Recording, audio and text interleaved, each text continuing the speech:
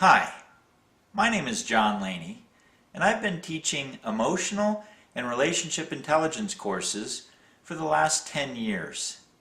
I've worked with thousands of people, and this is a short video to actually give you some emotional and relationship intelligence that you can put to use perhaps today in getting your ex back. You know, if you've lost your mate, if you have broken up, I know it can be a painful time. You know, we can do some kind of silly things, like we can blame ourselves and we can come across as desperate and needy. We can obsess on our mates, and sometimes we even attack and blame our exes, somehow thinking that that might help get them back. So if you've been doing any of those things, hopefully you can stop, but the reason that you're doing them is because you care so much. And that's, that's a good thing. There's a silver lining to breakups that I've found with so many people. You can begin to, you look at your relationship, what did you do wrong, what could you do better, how could it be different? And so people can tend to learn a lot from a breakup, and hopefully you find yourself right now maybe reflecting on things and learning some things and maybe resolving to do some things differently.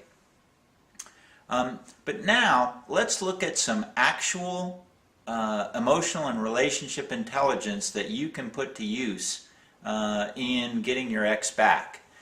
Now, there are three reasons, main categories of why relationships break up. You wronged your mate, you cheated on them, you were too controlling, whatever. They wronged you, so they cheated on you, or they didn't get a job and didn't contribute to the household income, so you kicked them out, whatever. And you think, well, if only it wasn't for what they did wrong, you'd like to have them back. And then the third reason for breakups generally is what I call relationship drift.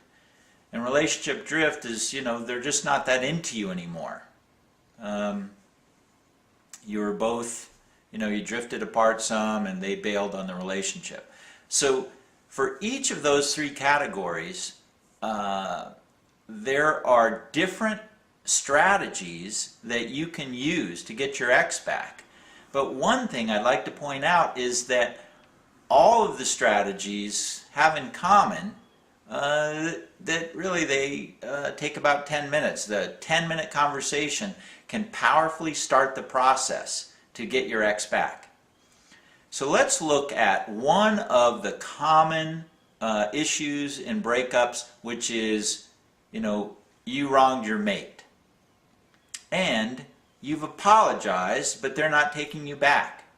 So why is it that you can apologize sincerely from your heart till you're blue in the face and it doesn't work? Your ex doesn't take you back. So let's look at that. And even if you didn't wrong your mate, even if it's one of the other categories that caused your breakup, listening to this should help you to understand some of the emotional and relationship intelligence that will be part of your own process of getting back with your ex. So, you wronged your mate, you apologize, it didn't work. Well, why don't apologies work? And it's because there's a couple of things that need to happen first in order for your apology to be accepted, and no one ever talks about this. You don't learn it in school, you don't learn it in church, and if you can, listen here, I think it will make instant sense to you. So there are two things that need to happen before your apology can be accepted. The first thing is you need to own up to what you did. You need to fess up. You need to just say straight out, hey, I cheated on you. I wronged you. All right? Something as simple as that. Let your ex know that you understand that what you did was wrong and that it hurt them. They need to know that. So instead of defending, attacking, explaining, Don't say, "It didn't mean anything. It's you I really love." Put yourself in your ex's shoes. To them, it meant a ton. It broke their heart. So to hear you say, "It didn't mean anything," they're like, they don't get it. He doesn't get it. So the first step is to own up and fess up straight out to what you did without attacking or defending. The second step before your apology can be accepted is to deal with a major emotional issue that you've got to confront in getting your ex back. And that is that your ex's heart is now filled with feelings of broken trust and betrayal. They're hurt, they're sad, they're angry. That's what their heart is filled with. So before they make room in their heart for love and intimacy and wanting you back, you've got to deal with the negative feelings that they have about you and what you did. And there are some things you can do to really speed that process along and help them to release their negative feelings. And what you can do is let them vent.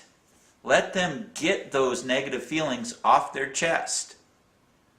By doing that, by letting them vent all over you, then they start to release those feelings and their heart starts to settle and they start to have room for love and intimacy. Now, how you let them vent is, there's different strategies, but basically you say something like, "Hey, I know what I did hurt you.